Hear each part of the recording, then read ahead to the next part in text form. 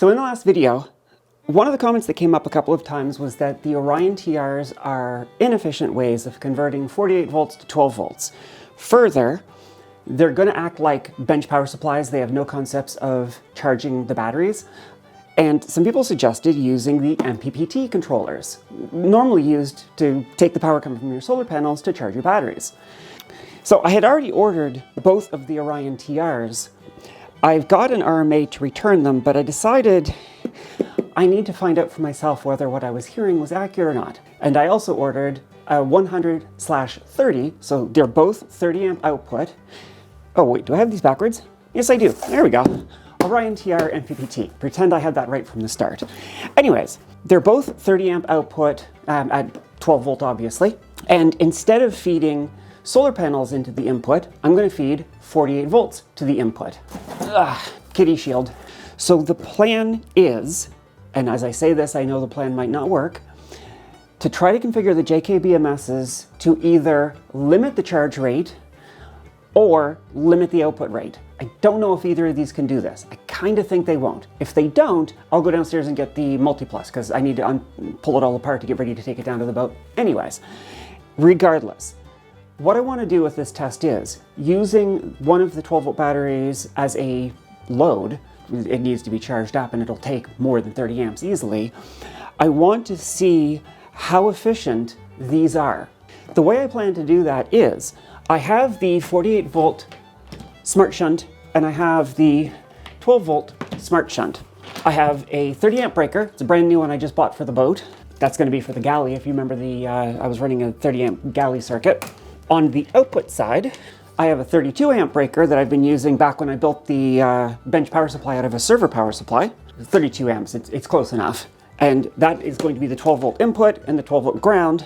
The 12 volt ground, I didn't want to waste any wire, so I just connected. I had the right size terminal for the SmartShunt on one of my 4 gauges. So I just used a bolt to connect the 4 gauge to the 10 gauge, but whatever. So the ground for the 12 volt is going to go through the 12 volt shunt so I can monitor the power going into it. And the power coming from the 48 will go through this shunt so I can monitor it. And I'm going to hopefully step this up. I'm not going to make you guys watch all this, it's going to take a while, but I would like to do 1 amp at a time for each of the 2 devices and compare the input power versus the output power so I can see an efficiency graph. Well, it's not going to be a graph. I can record the efficiencies and turn it into a graph so I can actually get a profile for how efficient the Orion-Tr is versus the MPPT. Now, a couple of things beyond just the efficiency to keep in mind when choosing these. At least this is what I am debating with myself. There might be an argument I'm missing. Please let me know in the comments if you think of something I'm missing.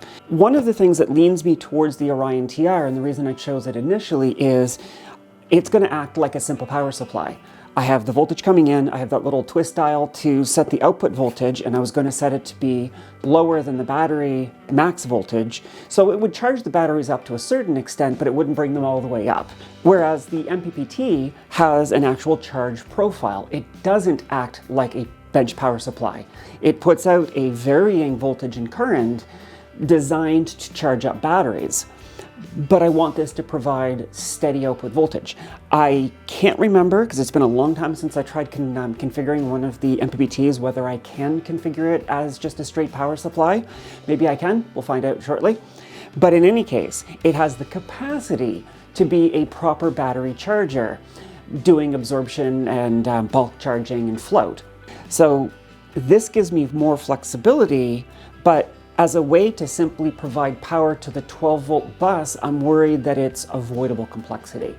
So I kind of like the TR for that reason. I just want to set voltage. Now, as a data nerd, this has Bluetooth connection and a, where is it?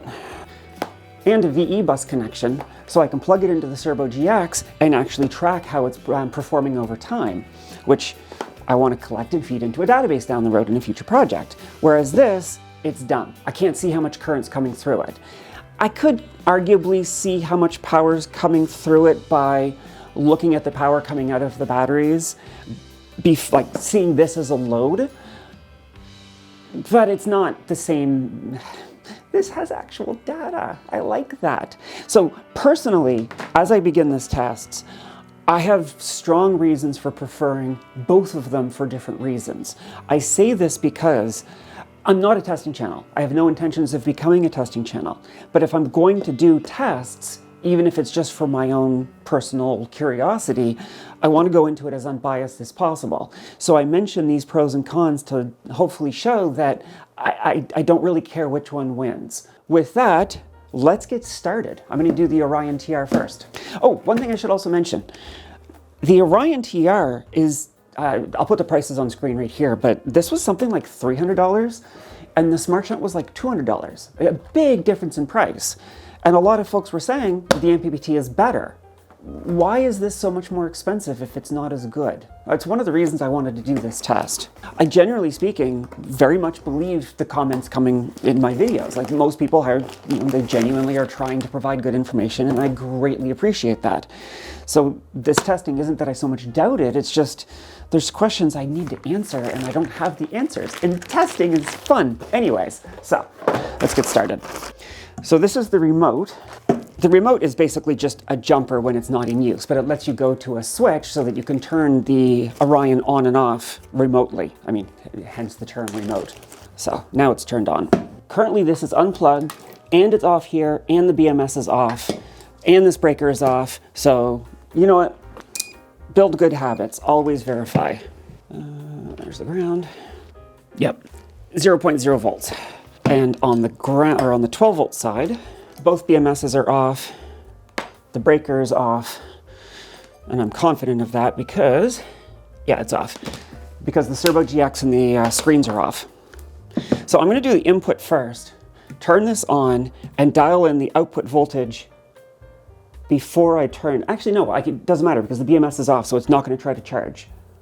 So both of the 12 volt BMSs, the BMSs themselves are off and they're disconnected from the bus, off and off. Also, I noticed when I bought the new black disconnect switch, I got the 2 battery version, which is slightly annoying because I'll never use that, but whatever, I'm just using it as a dumb switch for now. So grounds are on the center. It's worth mentioning, though I'm sure most of you watching know this already, always, always, always use fair rules. That's more than enough of an air gap, but I think I wish I had put some insulation on those. Actually, do I have any insulation? Maybe I'll do that right now. Bought a whole lot of shrink tubing at the beginning of this project, and I'm finally running low.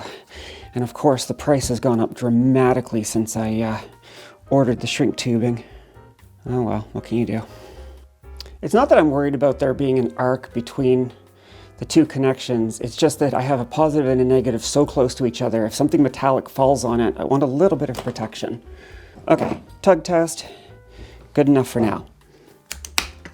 May, I'm about to energize that bus. Do you know what that means? Apparently she does. Okay, so it doesn't see anything yet. Let's turn this on. BMS A, and it's sitting at, the temperature sensor is abnormal. Oh, because it's unplugged. That would do it. I'll be right back. I'm gonna go get a sensor. I'm gonna go get a plug. Temperature sensor. So the temperature sensor warning is gone, and I've got 54 volts. This is the BMS that was on that one when I last charged it up. It's currently showing a state of charge of 70%, which might be accurate. Okay. Right, I have this shunt currently powered off the 12 volt side. Maybe I shouldn't be doing that. Maybe this should be charged off of the same circuit that the ground is on, especially because the TR is isolated. Yes, I think that's what I have to do. All right, I don't have any nuts left, so I have to find the right terminal for this. I've been trying not to waste any more ring terminals, but honestly, one of these has to be set up for the 48 volt side anyway, so that's going to be the 48 volt side. I am running low on most of my supplies. I'm going to have to do another order run soon. Oh, so my mom and her husband were working on their boat and they abandoned the project for various reasons. And so they gifted me a bunch of their stuff they had bought, and I might have in their care package appropriate size ring terminals. Okay, so blue is what gauge? I think I want red. Red is the smallest, but there's no reds in here. Is that even the right size? Yeah, that's the right size. 16 to 14 gauge, it says. You know what? I'm going to fold this over so that it's double the thickness. One of the benefits of using 10 gauge across the board for everything is that I won't have to keep as many spares. So long as it's all 10 gauge, for like the wire size is 10 gauge and the ring sizes could be all the different sizes, it'll be a lot easier to adapt. Okay, folded over worked perfectly. Verify I still have continuity. Ah! So you're not expecting it. It's amazing how much an electrical shock and burns feel exactly the same. Where did I put my multimeter? There it is. There we go.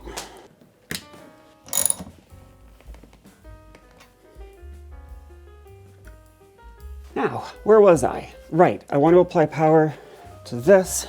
Yeah, someone on the Discord is saying what I'm thinking. Wizard Tim on the Discord is saying that I showed the configuration and I'm like, does this look like it would actually limit the current? Kind of thinking it was just going to say no if it went over and just turn off. They're also agreeing this is probably not going to work. However, I will try anyway. This is making me nervous. Electrical tape is cheap, explosions are not. Okay, that makes me feel moderately better. Okay, so that is still off. No voltage.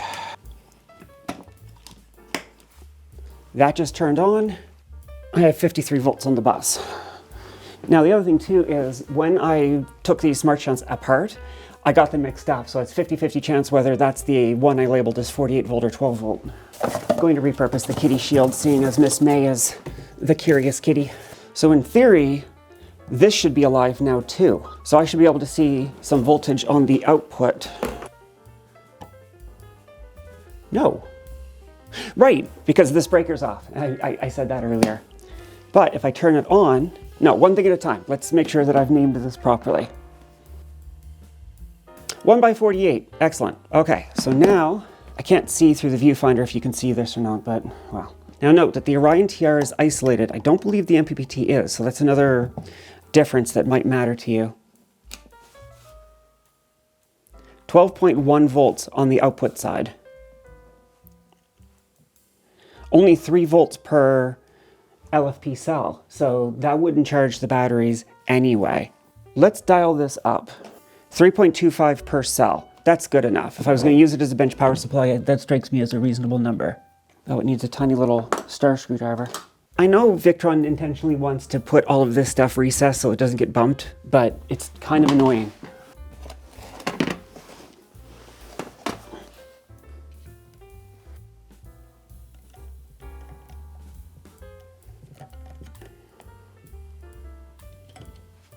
Okay, I have an idea.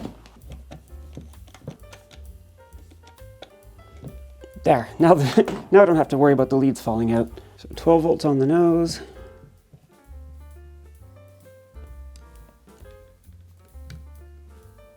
This is not easy to turn. Oh. It looks like it's supposed to go clockwise, has a plus. Is that 15 now? Oh, Jesus, it jumped to 15 volts. There we go. Very subtle movement. Let's go to 13 point. Wow, this is hard to dial in. Like literally just a hair. Okay, 13.03, 13.04. 3.26 volts. I'd like to bring it up a little bit to keep some charge in the batteries. Yeah, look at that, right up to 15 again.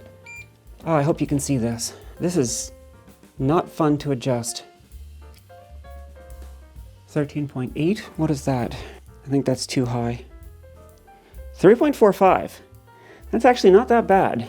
But again, one of the things folks were commenting about is that you really don't want to use this as a charger because it'll pull the full 30 amp constantly. 13.6, 13.4, 3.35 volt per cell. 3.36 volts per cell, average. Let's turn this on, which will not turn on the 12 volt bus yet because that's disabled. But when I turn that on, that'll provide power to the positive bus which will light up the two batteries, both of which are currently in the off position and the BMSs are off. I think I'm good to go. That's on. No volts. I should now be 13.4. 13.4, okay. So this is now providing power to the 12 volt bus. I'm gonna give it a chance for everything to update or to boot. I'm almost certainly gonna have firmware updates, I'll do those. 1x48 and 6x48. Okay, so I do need to rename this one as the 12 volt one now. Product info, edit, there we go. I'll do an update. And while this is running, I'm gonna go make a coffee. That's done. I'm gonna come into here and rename that to just be 48 volt and do its firmware update. Okay, there we go. I would expect that to show both SmartShunts and see two separate batteries. How do I get this to show both the 12 volt and the 48 volt at the same time? Okay, I'll play with the UI later. Anyways, the thing I wanted to do, the way we're gonna measure this is, I'm gonna wipe the history on both of the SmartShunts. Reset history.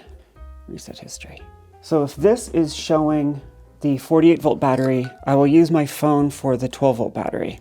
So it's pulling right now 11 watts. That would be the power needed just to run all of the equipment. The 12 volt is seeing 4 watts. Why is this seeing 11 watts? Well, I guess that would be the conversion right there. This is what I was looking for. I'll put this here because I don't have a screen record program for my iPhone yet. So with -9 watts coming out, I'm gonna just put it all into positive so I don't have to worry about negative positive. So 9 and 4. So this low of a range, basically off, it is at 44%. Now, I'm basically only going to be, if I'm right, I'm only going to be able to see the extremes at this point. All right, I set up the screens so that the screens come on independent of the BMS. I'll bring you over and show you what I mean. So this is currently showing nothing because the BMS is off. Now these switches are off so I can safely turn on the BMSs and there won't be any current flow. So that's 13.1, 13.3. So that's the one I fully charged up. So if that's at 13.3 though, this should give me an opportunity, the full battery being at 13.3 and me putting out, what was I putting out? 13.4, there should be a very, very, very, very minor amount of current when I turn on the full battery. So let's do that. Okay, I got 3 amps going in, so I've got -66, 54. -66, 54 is 81.8% efficient. Okay, so we have another data point. Okay, that's holding pretty steady. I'm gonna leave it for a minute and see if it stays. 62, 51. Actually, if I let this sag down, well, then I won't have similar numbers when I switch to the MPPT. But that's okay, we want a graph. It doesn't have to be exactly the same numbers. 60, 49. Okay, I'm turning this off. Now let's see how much this pulls. So I have got 198 watts, 197 watts versus 166. 190, 162, 85%. Oh, that shut off already. Right, because I configured one of these. Before I started recording, I set the 48 volt battery to limit its output current. And as I was mentioning earlier, we thought it was just going to shut off, and that appears to be exactly what's happened. Well, that one's got an alarm. I can't tell if this one does or not. I'm looking at battery B. Overcharge current limit. Yeah, there we go. I set the limit so low that it keeps tripping. That's not the worst thing in the world. Can I get this number before it trips? 180, 153, 85%. Okay, I'm going to take the limits off. I'll set it to 30 right now, which is the max output of both of my devices. Okay, the only way I could limit things at this point is to set it to 1/4 of 30. Well, it doesn't matter. This is going to limit the input, so I don't need to worry about that. It doesn't want to stay there, but 152, 129. So my original goal of using the charge as a way to load this up, I thought I was going to go over 30 amps right off the bat. I thought it was a lot lower. I think it's because the voltages are too close. Maybe I need to boost the output voltage here in order to get a higher amperage there. I think that's what I need to do. Now, one of the things that I heard in the comment sections when people were talking about these was that this would get really hot. I'm not going to let it run long enough to really see myself because I don't really have any way to put a constant 30 amp load on it for like an hour. But I think the efficiency is going to be a good indication because, let me open the other one. Actually, you know what? I haven't opened this yet, so I was about to speak out of turn. I was going to say I think they're about the same size heat sinks. I guess, though, that doesn't necessarily mean that the FETs inside are equal quality. Does the percentage directly correlate to the heat output? I would guess so.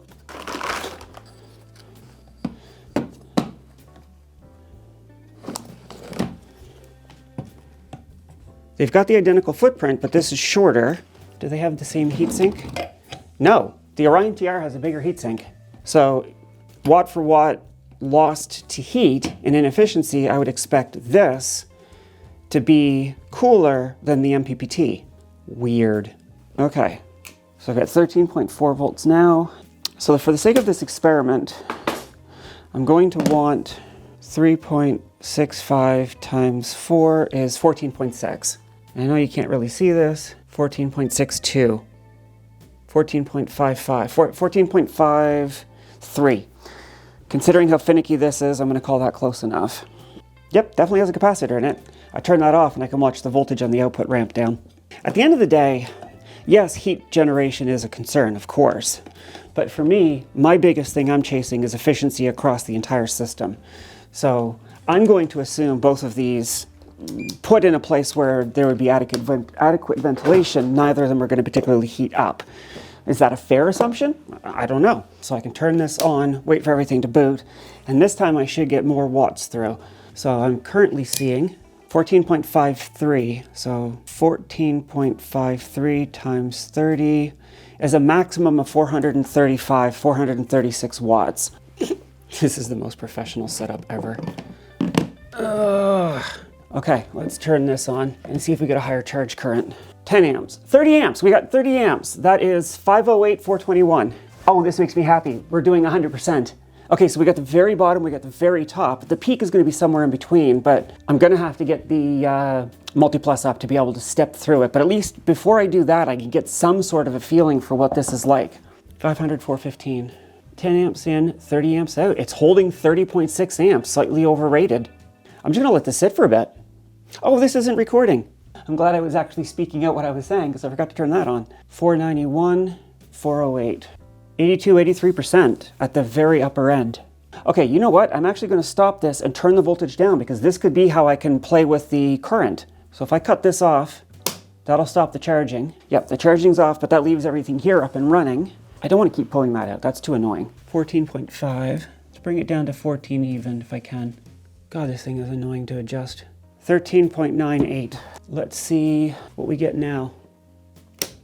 427, 357, 83%.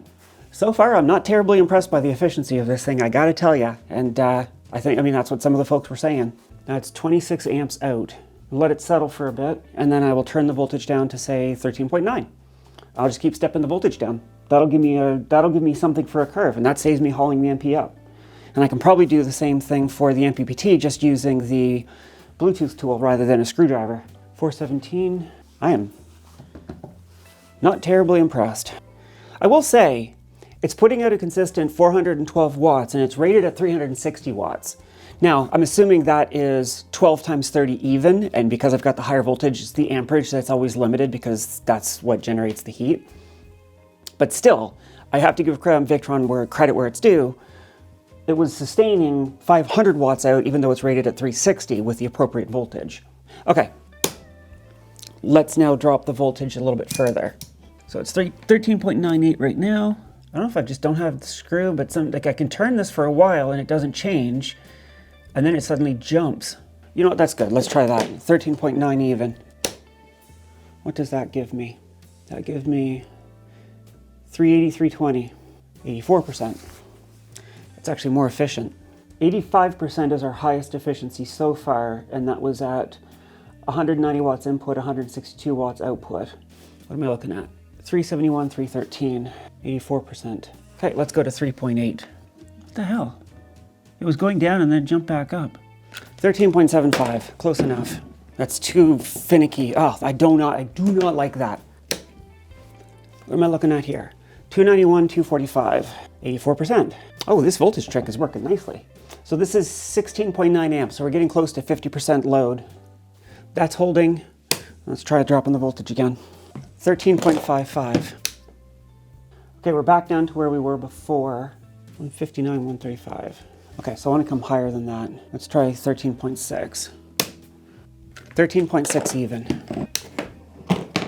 That is 192, 164. And that's giving me 11 amps. I'm up to 85.42%. That's the new record. Give that a second to settle out. 189, 162. That's close enough. Let's try getting that to 13.68. If I can get that kind of accuracy. 13.6. Oh, this is hard to dial in. Pressing in changes the voltage, so then when I try to dial it, I don't know what I'm actually dialing to.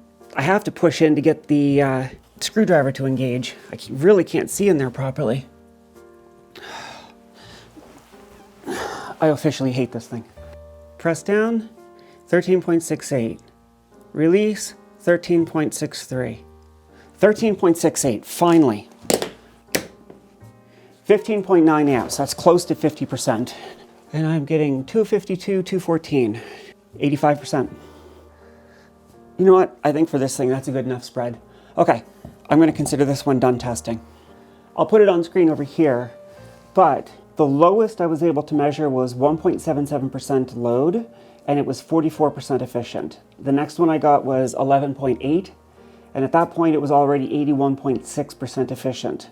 So the efficiency goes up at a low load pretty quickly, so that's not too bad. It holds pretty consistent between 81.6% and 82.87%, with a peak efficiency of 85.42% at 37% load.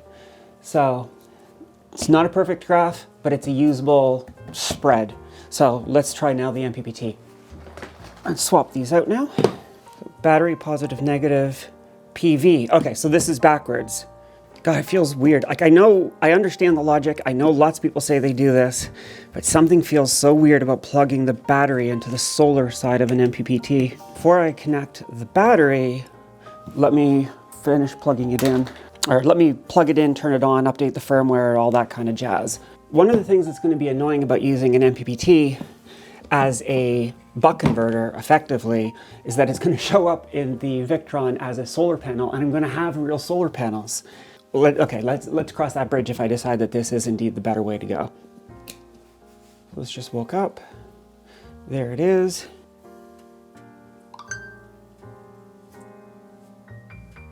$235 to $252. Let's update the firmware. Solar yield. Yeah, I know it's a small thing, but that's going to really annoy me. I wonder if I can rename that somehow. Then again, the ultimate goal is this for this to become a backup. I want to take all of this data I'm collecting from all of the various Victron equipment and feed it into my own database and then display it myself. And at that point, I'd be able to say, okay, mark this on screen as the buck converter. Whoa. Oh, did that finally update that? 1.47 to 1.64. Okay, can I rename this? What do I want to call this? I mean, it is the MPPT, but I'm not using it for that. Buck number 1. Actually, I'm doing everything in letters, so they'll make that buck A. Okay. Battery voltage is 12. Oh, so this does 12 and 24 output. Max current is 30 amp. Charger enabled. Battery preset, rotary switch. Ah, okay, so there's a rotary switch beside this. I guess that lets you choose your battery type. Select preset, smart lithium. There we go. That opened up a bunch of other stuff. Now, this is going to change the voltage constantly, trying to chase or charge the battery. Can I set this into a power supply mode? If I set the float and absorption voltages to the same voltage, that should effectively turn it into a stable power supply. So let's try setting this to 13.5 so I can do the same range of voltages I did before. 13.5, 13.5, battery compensation is disabled, low voltage cutoff is 5 volts. So this has a cutoff voltage, so it won't charge that, but the BMSs have that anyways. Okay, let's go back. Load output.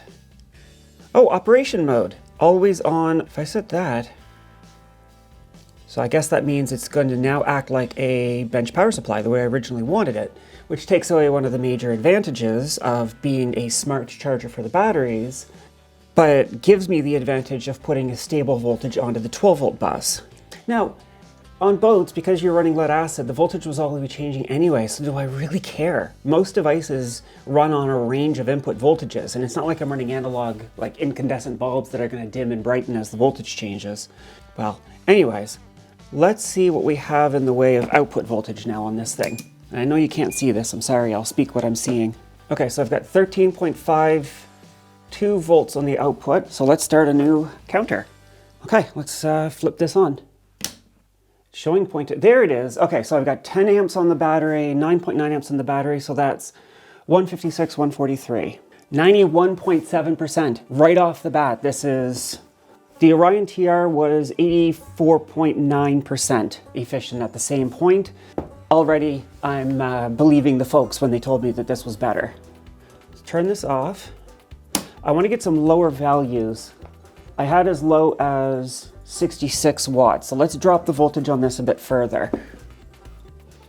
Let's try 13.4 volts and see what I get. Okay, let's turn this on. The battery's at 13.2, so it should still charge. Here we go. 95.88, 92%.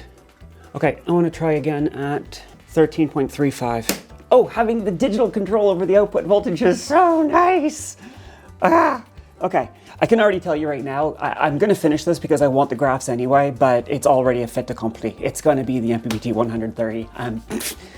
Between the ability to control the voltage, the ability to monitor it, and the efficiency overall, yeah. Wow, so why does the Orion-Tr cost like 35% more? Can somebody out there explain that to me? Because I'm confused. Okay, enough of that. I'm going to do 13.32. Let's turn this on and see what we get. 54.48, 55.49, 89% efficiency. Okay, so we're starting to fall off now. I mean, we're putting 3 amps into the battery, into the 12-volt battery. That's not much. I don't expect anything to be particularly efficient that low down. Let's go lower. You know, at 13.2 volts, 24 volts on the battery, there's no point going lower. So let's start stepping it up now. So I had 13.5, let's go to 13.6. Where is it going to stabilize? 200, 184.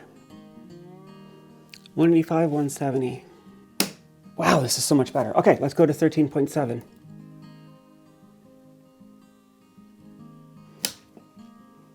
Here we are, 272, 249, and dropping. 260, 239. Okay, let's try 13.8.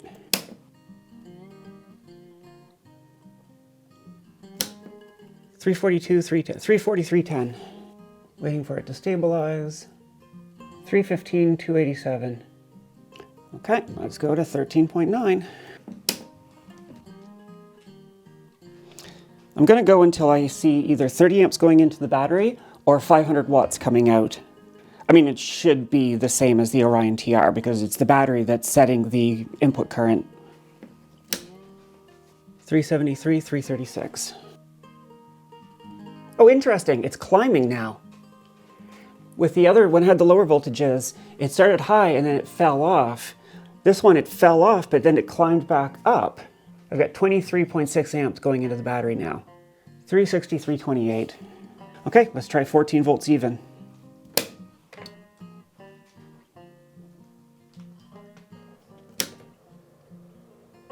$27.3 amp, that's 426, 382. 425, 381. 89.65. We're starting to fall off the efficiency curve. 431, 388. Nope, that's okay, so it might have been a timing issue. When I put those numbers in, it's 90%. Let's wait for it to stabilize. Hey, you. Why is your mouth hanging open? And that's at 27 amps. Okay, and that's fairly stable. 14.1 time.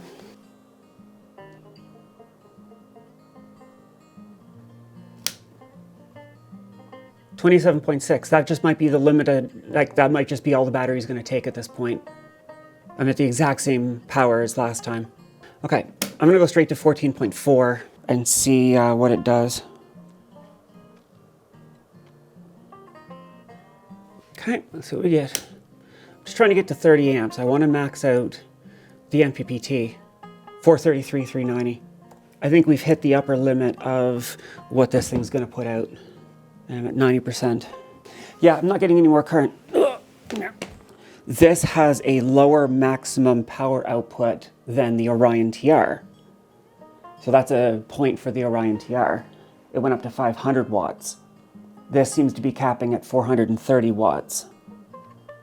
Okay, I have my data. I am going to compile it, and I guess I'll post the raw data to the patrons. I should be doing more stuff for them, seeing as they're so amazing in supporting me. But as it stands right now, folks were right. Using the MPPT as the buck converter is definitely the better way to go. It seems kind of anticlimactic, doesn't it? I mean, I kind of figured it out halfway through the video, but yeah, that is better than that. Okay, I'm the Digital Mermaid. Bye.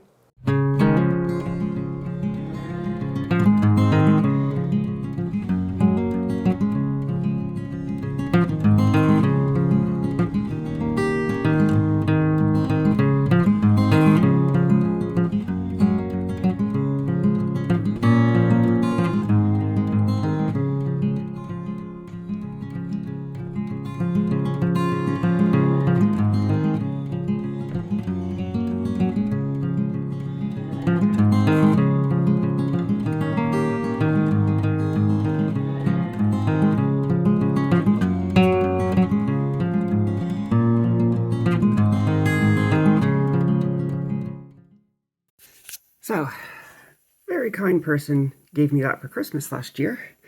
I finally have a use for it. Well, I'm going to have lots of uses for it, but the use for it right now, see if I can use this salvaged. I've got some server fans, so really nice quality ball bearing fans. So I've currently got it set to constant current of only 0.5 amp. I don't know if you can see that.